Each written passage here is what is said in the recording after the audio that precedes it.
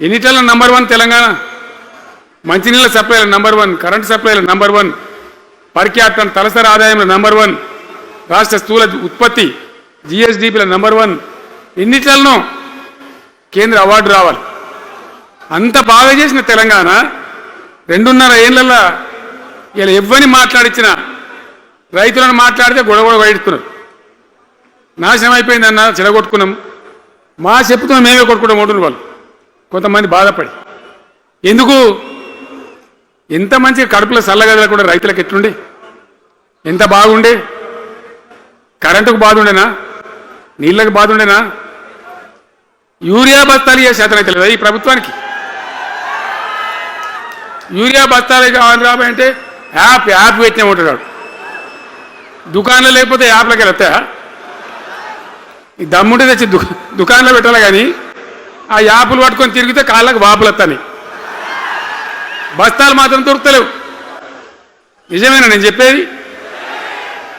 యాడ చూసిన ఎరువు బస్తాలు కూడా సతగా ఆఖరికి. అంతకుముందు కాంగ్రెస్ గవర్నమెంట్ ఉన్నప్పుడు అట్లే ఉండే, పోలీస్ స్టేషన్లో పెట్టి అమ్మిండ్రు యూరియా బస్తాలు.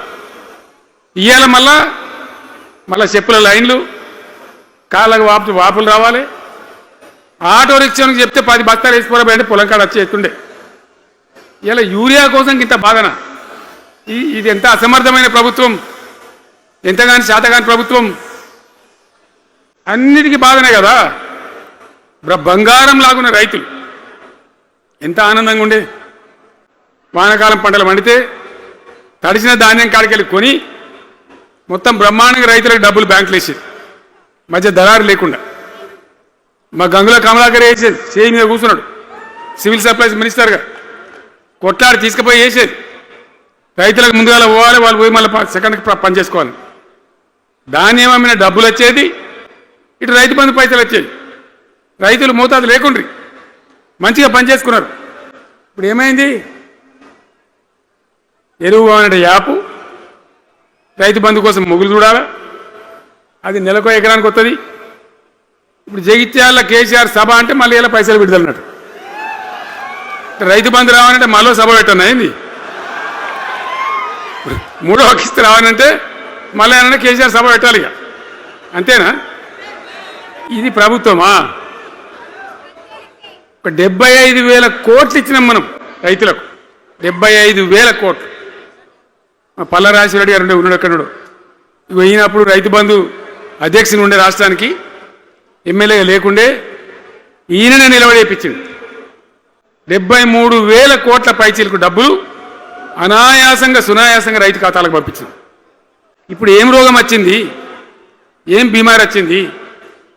అచ్చా, ఇంకో మాట మీరు నాకు చెప్పాలి. ఈ కాంగ్రెస్ సిపాయిలు ఏం మాట్లాడారు ఎలక్షన్లో?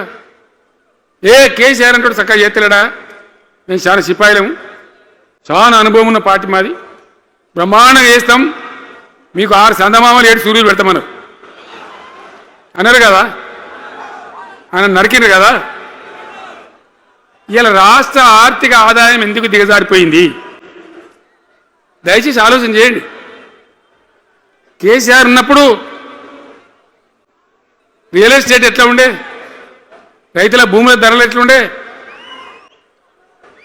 హైవే పక్కకుంటే 2 కోట్లు 3 కోట్లు, డాంబర్ రోడ్ పక్కకుంటే ₹1 కోటి ధీమా ఉండే రైతులకు. ఇంత అమ్మాయిందిరా పెళ్లి చేయాలంటే పావడంత అమ్మి చేత పోవా, వాళ్ళ దగ్గర అమ్మి చేత బిల్డింగ్ కట్టుకుంటా. ఈరోజు అమ్మేటోడు ఉన్నాడు కానీ కొనేటోడు లేడు. నిజమేనా ఈ మాట? నిజమా కాదా? ఏమైంది మరి? ఏం రోగం వచ్చింది? రాష్ట్రంలో ఏ వాళ్ళని మాట్లాడించినా, ఎవరిని అడిగినా ఇదే బాధ. ఈ విధంగా రైతుల భూముల ధరలు పడిపోయినాయి, రాష్ట్ర ఆర్థిక పరిస్థితి పడిపోయింది, మంచినీళ్ళకు గోసపడాలి, రైతాంగం అన్నిటికీ గోసపడాలి. ఇవాళ మక్కలండి, మక్కలు వచ్చినాయి, పెడితే కొంటమని చెప్పారు, కొనకపోతే కొనమని చెప్పింది. ఈ శాతగాని దొంగతనం ఎందుకు? లోపల అధికారులకేమో కొనకూడదని చెప్తుంది, మీది కొంటమని చెప్తుంది. మక్కలు కొనే ధీమా ఉందా? ఇవాళ కొంటుండ్రా? వడ్లు కొంటుండ్రా? కొనకపోగా మళ్ళీ ఇంకా బోనస్ ఇస్తామని ఒక బోగస్ మాట. ఎవరికైనా నచ్చిన బోనస్ వస్తుంది